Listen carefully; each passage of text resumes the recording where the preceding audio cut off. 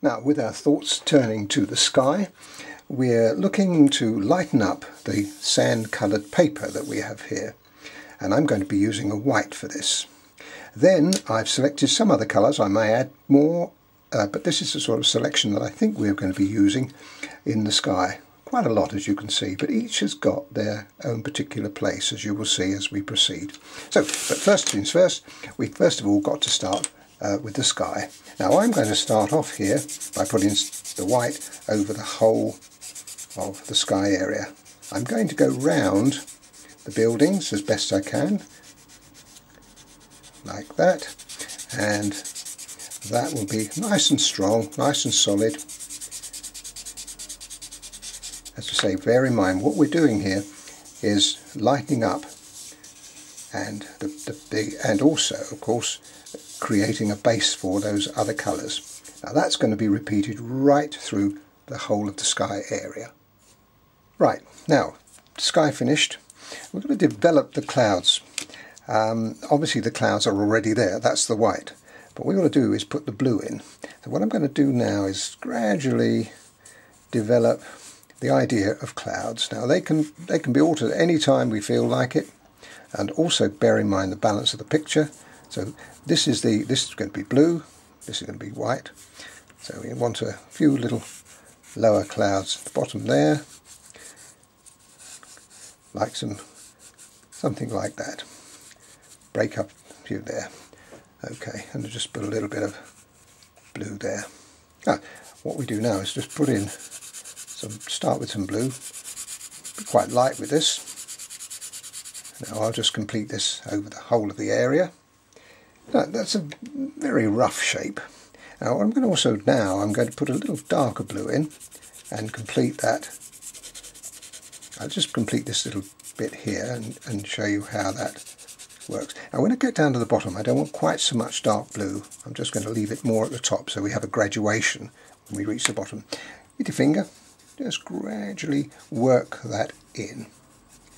Now I'm not at this moment of time worried about any of the colour straying over the detailed area of the picture. That can all be taken off later, but you get the idea of that, of how it's all looking. You see, it's looking quite nice there.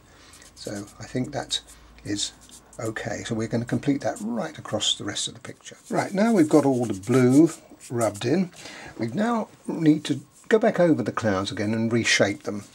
So what I'm going to use, I'm using a rubber. This is a nice soft rubber, and I'm just taking off some of the blue and shaping the clouds. The idea of this is that we'll be able to put white back on without the influence of the blue underneath.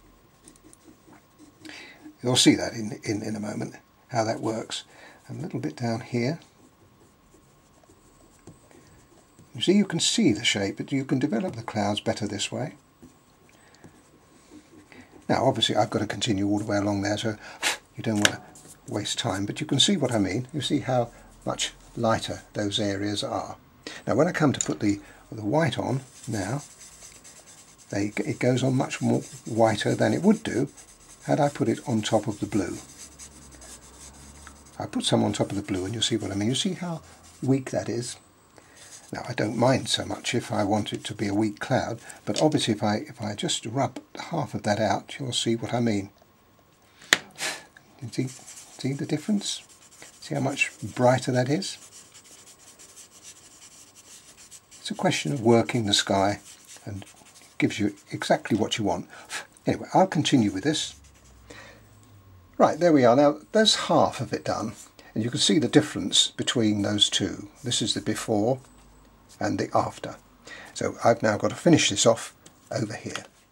Right, that's the right hand side nearly finished, but what I'm going to do is a bit of a lump of cloud here. So what I've done is I've just started here by breaking up a little bit of that cloud, and I'll show you how we can do that.